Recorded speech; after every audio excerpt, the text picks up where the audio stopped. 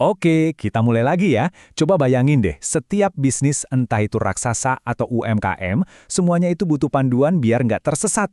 Nah, hari ini kita bakal bongkar GPS internal mereka. Ini alat yang super penting yang nentuin arah buat setiap keputusan bisnis. Pernah kepikiran nggak sih gimana caranya perusahaan yang produknya seabrek itu bisa tahu produk mana yang benar-benar jadi mesin pencetak uangnya? Ternyata ya nggak sesimpel total pendapatan dikurang total pengeluaran loh. Kalau mau bikin keputusan yang benar-benar cerdas, kita harus nyelam lebih dalam lagi. Nah, disinilah akuntansi biaya berperan. Buang jauh-jauh pikiran kalau ini cuma soal angka-angka yang ngebosenin. Anggap aja kita lagi ngeronsen mesin bisnis. Buat ngerti cerita di balik setiap rupiah yang keluar, dan buat lihat, bagian mana sih yang kerjanya paling efisien? Oke, yuk kita mulai bedah. Alat pertama yang kita butuhin buat ngerti ceritanya? Sebuah kaca pembesar. Biar kita bisa lihat setiap detail biaya dari dekat banget. Jadi fondasi dari semuanya itu kita sebut objek biaya. Gampangnya gini, ini tuh jawaban dari pertanyaan, kita mau ngitung biayanya apa sih?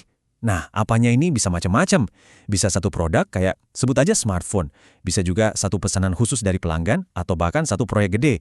Intinya, inilah target yang mau kita analisis. Oke, targetnya udah ada.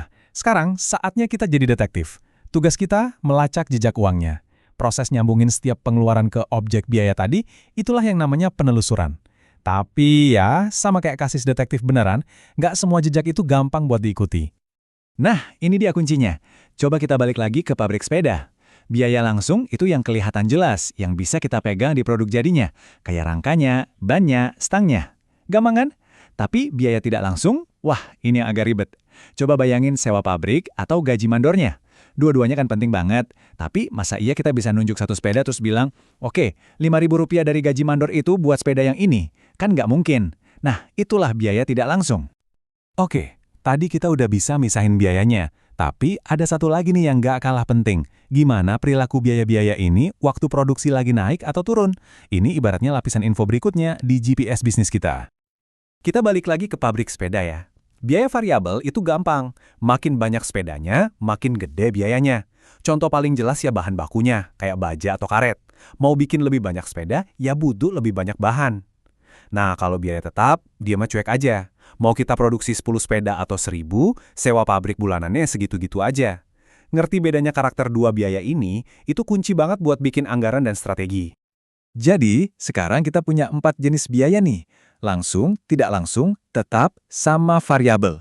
Ini kayak potongan puzzle yang masih acak-acakan. Pertanyaannya sekarang, gimana cara kita nyusun semua potongan ini jadi satu gambar yang utuh dan punya arti?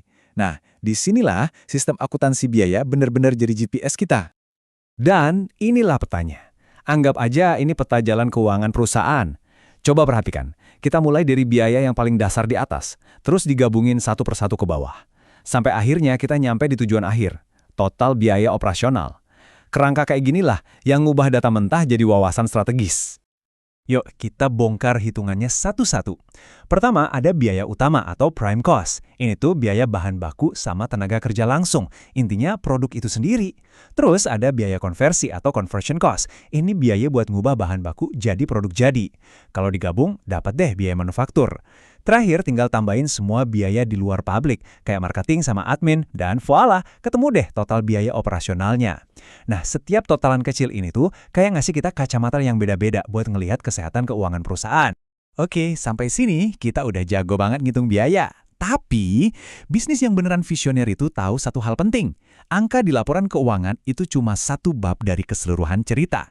Kalau mau bener-bener menang, kita harus bisa lihat gambaran yang jauh lebih besar. Nah, ini pertanyaan yang menantang cara berpikir lama.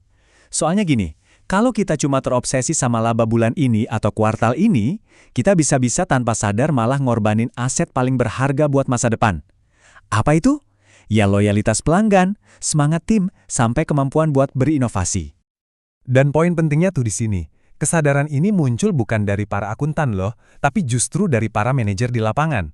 Mereka lah yang lihat langsung, gimana produk yang kualitasnya turun, atau karyawan yang udah nggak semangat, ujung-ujungnya pasti ngehantem laba, meskipun angka-angka itu nggak kelihatan langsung di laporan keuangan. Nah, buat ngejawab tantangan itu, lahirlah sebuah alat yang revolusioner, namanya Balance Scorecard. Bayangin ini kayak dashboard di mobil, tapi buat bisnis. Dashboard ini nggak cuma nampilin speedometer alias duit, tapi lebih dari itu. Dia maksa kita buat ngejawab 4 pertanyaan penting. 1. Finansial, jelas duit kita berapa. 2. Pelanggan, mereka senang dan setia nggak sama kita.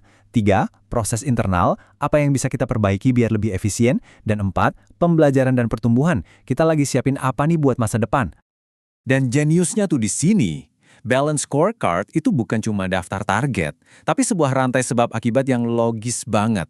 Coba deh pikirin alurnya gini, kita investasi buat ngasih pelatihan ke tim. Hasilnya, kerja mereka jadi lebih efisien, lebih inovatif. Proses kerja yang lebih bagus ini bikin pelanggan jadi lebih seneng. Nah, pelanggan yang senang dan loyal, ujung-ujungnya apa? Pasti, mereka bakal bikin penjualan dan laba naik. Ini tuh kayak siklus kesuksesan yang nyambung terus.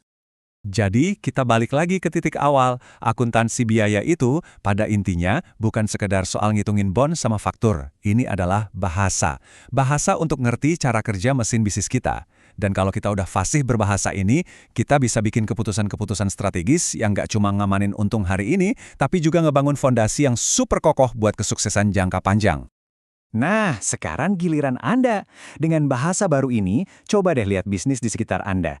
Mungkin perusahaan tempat Anda kerja, atau bisnis rintisan Anda sendiri, atau bahkan kedai kopi langganan. Setelah ngerti bahasanya, kira-kira keputusan strategis pertama apa yang kepikiran sama Anda? Terima kasih sudah menyimak.